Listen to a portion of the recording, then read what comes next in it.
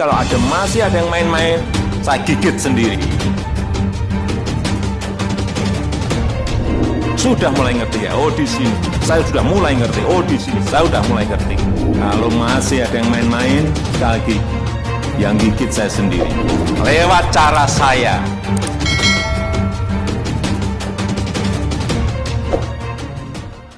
Mantap, isu PKI mulai terkuak lewat pembelaan Tengku Jul dan pernyataan Arief Puyono. Ditulis Daeng. Demi kebangkitan dan bangkitnya bahaya laten pemerintahan Orde Baru yang otoriter dan korup, mari kita bela Arief Puyono. Apa yang dikatakan Arief dalam sebuah sesi wawancara untuk akun kanal Anak Bangsa di YouTube adalah benar, meski kesannya tidak mencerminkan persatuan karena menggunakan kata kadrun. Bagi kadrun, Jokowi adalah kesalahan. Belum lagi para kadrun menuduh negara ini togut. Dan karena itu isu PKI terus dihembuskan untuk menggoyangkan pemerintahan sah saat ini. Sebutan kadrun ini sebenarnya bentuk sindiran tajam. Dulu kita kenal waktu Pilpres 2019 adalah kampret. Karena orang-orang ini sulit atau tidak mau move on, mereka terus mengganggu kerja-kerja pemerintahan Jokowi.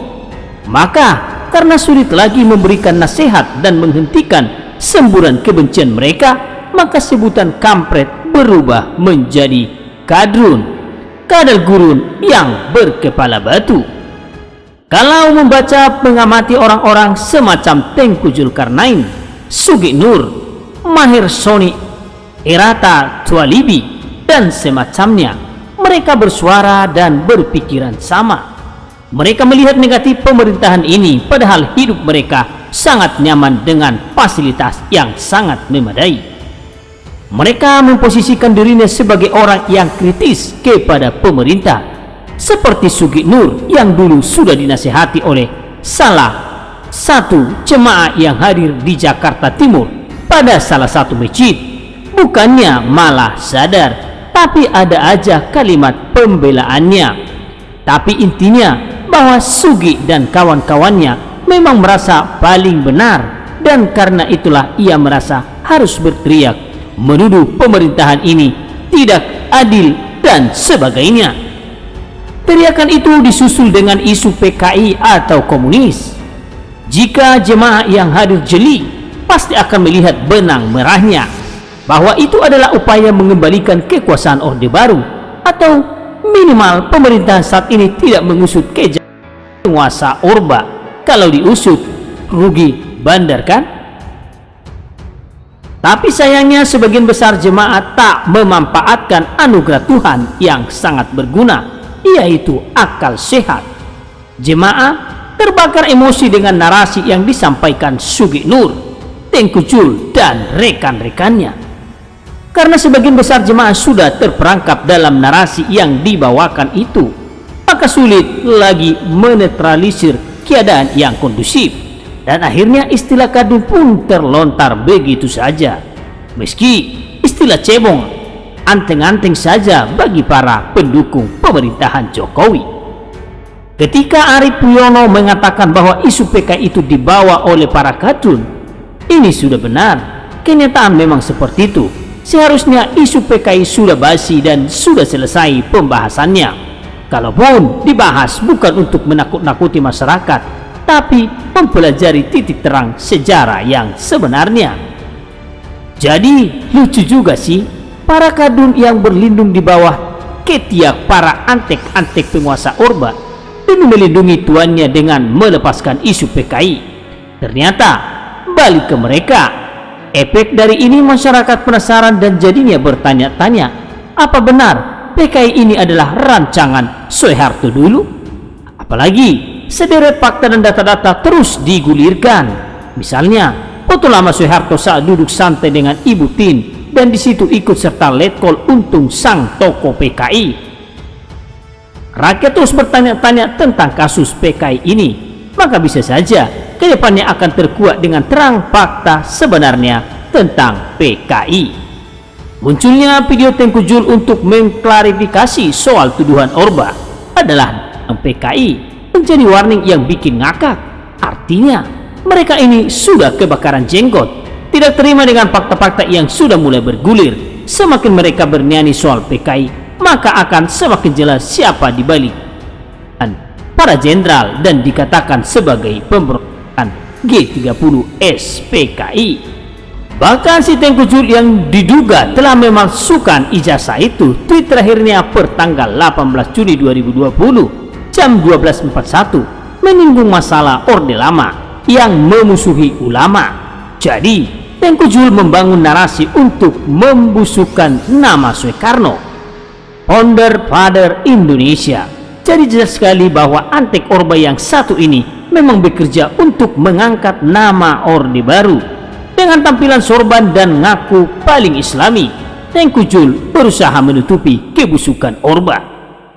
Kembali ke pernyataan Arief Puyono, menurut saya itu sudah benar, tapi oleh pihak Gerindra dikatakan tidak mewakili sikap Gerindra. Padahal Arief kan bukan masyarakat biasa, tapi petinggi Gerindra. Jadi kenapa pihak Gerindra harus khawatir dengan apa yang disampaikan oleh Arief Puyono? Kalau demi menjaga bangsa dari gempuran kaum intoleran, ekstremis, kadrun, apakah Gerindra masih mau bermesraan dengan PKS dan para kadrunnya? Sebelumnya Habibur Rahman kan pernah PKS, yang notabene adalah partai yang gemar dengan isu PKI juga, tapi kok tidak ditegur oleh Gerindra? Dan tidak dikatakan bahwa itu bukan mewakili partai Gerindra. Tapi kenapa dengan pernyataan Arief Puyono soal kadrun malah akan mulai dipermasalahkan? Dan sepertinya si Arief akan disingkirkan. Saya berharap janganlah. Kasihan kerja apa dia kalau dikeluarin dari Gerindra. Apalagi beliau kan orangnya lucu waktu debat dengan Adian Napitupulu. Orang-orang seperti ini cukup menghibur.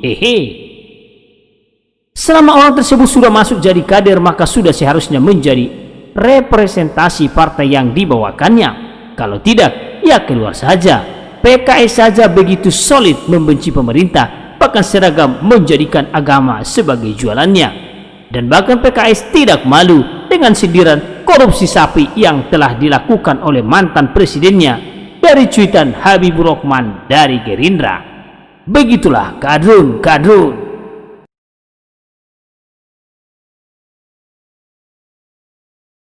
Rupanya Cendana beserta Anteknya benar-benar akan membangkitkan era kekuasaan Orba ke Indonesia.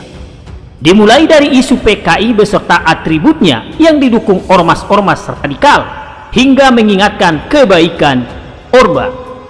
Antek Cendana seperti Tengku Zulkarnain tak henti menjilat majikannya. Apalagi hari ini bertepatan dengan ulang tahun Soeharto. Dengan menutup fakta sejarah, ia mencoba mempoles wajah seram pujaannya.